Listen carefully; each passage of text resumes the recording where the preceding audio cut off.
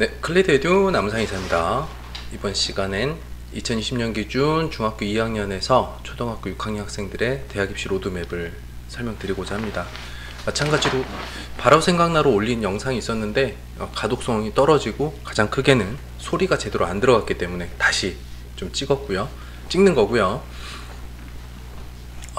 그리고 지난번에는 바로 생각나로 좀 했는데 오늘은 PPT로 더 요약해서 정리해봤습니다. 한번 보시죠. 세대 구분을 해보면 단위가 축소되면서 고교학점제가 적용이 됩니다. 과목별 성취도 학점제가 적용이 됩니다. 이제 등수 싸움 더 이상 안 해요. 등수 싸움 안 하고 90점 넘으면 A등급, 80점대 B등급과 같은 점수로 학점을 받는 세대입니다. 과거의 수, 미양, 가를 생각하시면 돼요. 이제 차이점은 뭐냐면 F 학점 같은 경우는 반드시 보충이수를 해야 한다. 그렇기 때문에 과목별 포기자를 그냥 두지 않는 게 고교학점제의 절대평가 핵심입니다. 선택 과목에 대해서는 이제 여러 가지 이수 방식이 있을 수 있는데요. 과거에는 학교에서 시간표를 이제 정했기 때문에 학생들에게 선택권이 많이 없었어요. 물론 선택 과목을 골라야 되긴 하지만은 학교에서 개설이 되는 과목 안에서만 고를 수 있었습니다. 그런데 이번 고교학점제에서는 학교에서 개설이 안 되더라도 이수를 할 수가 있어요. 그 방식은 크게 세 가지가 있습니다. 첫 번째는 연합형. 연합형은 인근 학교 2개에서 한 4개 학교가 모여가지고 선택 과목을 서로 나누어서 개설을 하는 방식입니다. 그래서 옆에 학교로 이동해서 수업을 들을 수 있고요. 거점형은 그보다 더 특색이 있고 전문성 있는 선택 과목일 경우에요. 그러면 지역 전체에서 거점 학교를 선정을 한 다음 그 거점 학교까지 이동해서 수업을 듣는 방식입니다. 그리고 온라인형이 있는데 올해 같은 경우 이제 팬데믹 영향으로 학생들이 온라인 수업을 굉장히 많이 했잖아요. 하기 때문에 아마 온라인형을 도입한다고 해서 학생들에게 뭐 혼란을 주거나 그러진 않을 것 같아요. 자, 그래서 세대 구분을 해보면 고교학점제 임상 실험 세대다. 이 중학교 2학년, 초등학교 6학년 이 3개 학년 동안 고교학점제를 계속 이제 평가를 할 겁니다. 이렇게 적용해봤더니 이런 문제가 있어. 이건 이렇게 개선해야 돼. 개선 지점들을 찾는 데 그 의미가 있는 세대예요. 정말 끼어있는 세대입니다. 2015 개정교육과정은 유지가 됩니다. 그러니까 교과서는 그대로예요. 다만 2015 개정교육과정도 보면은 문이과 통합을 위한 교과서로서 선택 과목이 굉장히 많아요. 다만 여러 진로 선택 과목들이 안 쓰였을 뿐입니다. 그래서 2015 개정교육과정으로도 고교학점제를 진행하는데 크게 무리는 없어요. 그리고 중간고사, 기말고사가 많이 축소되거나 아예 없어지는 경우들도 있을 겁니다.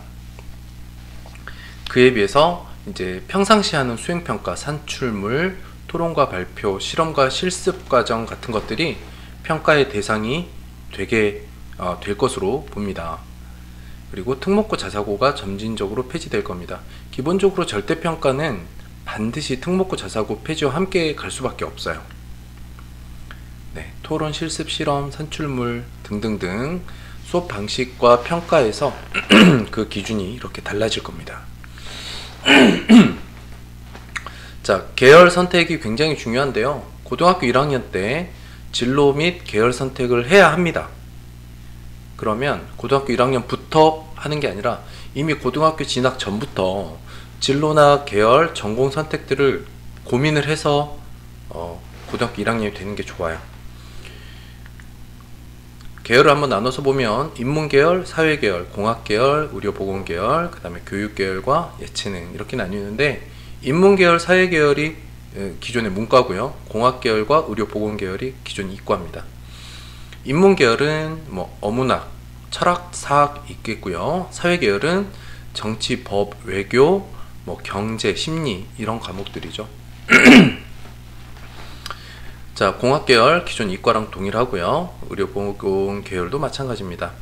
교육계열은 문이과 크게 구분 안 해왔고요.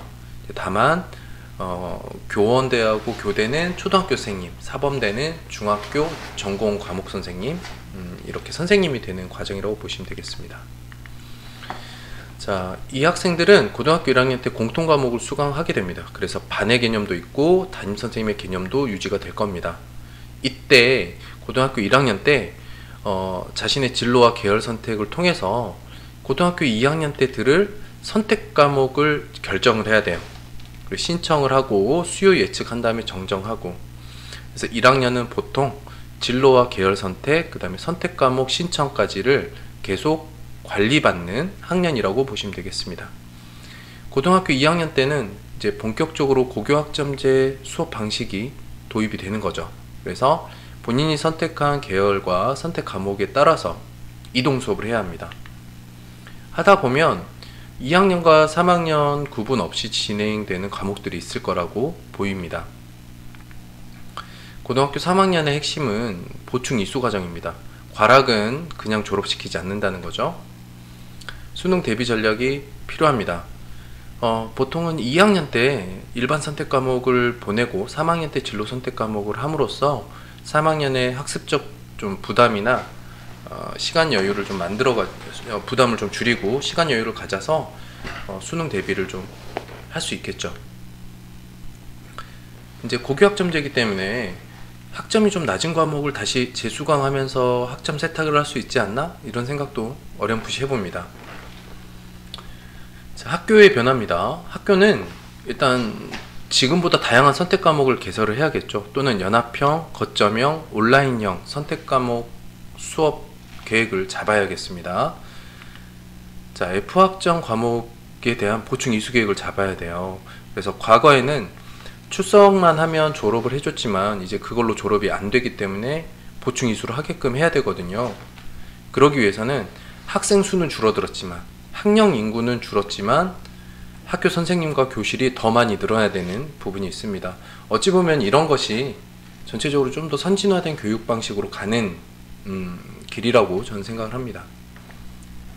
자, 학생들은 가급적이면 고등학교 진학하기 전에 진로하고 계열 선택을 할 수 있도록 충분히 탐색을 해야 합니다.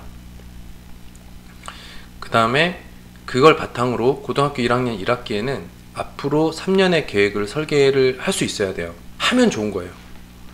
그걸 설계한 친구와 그런 설계가 안 된 상태에서 진로나 본인의 계열을 좀 왔다 갔다 하면 그런 혼선을 겪는 경우에 가장 피해보는 건 학생입니다. 그리고 학점제 수업에 적응을 해야 돼요. 이제 점수 내는 것, 즉 시험 문제를 풀고 답을 맞추고 점수를 내는 기존의 방식에서 탈피하고 토론하고 발표하고 실험 실습하고 산출물을 제출하는 평소의 수행평가형 수업에 많이 적응을 해야 합니다. 거기뿐만 아니라 아마 이제 이 초등학교 6학년 세대까지는 수능 과목에 대한 대학 입시에서 수능의 중요성이 유지될 것으로 보여서 수능 과목 내시라도 반드시 챙겨야 되는 요소이겠습니다. 자, 결론적으로 말씀드리면 2020년 기준 중학교 2학년, 초등학교 6학년 학생들은 어찌 보면 고교학점제의 실험 대상이잖아요.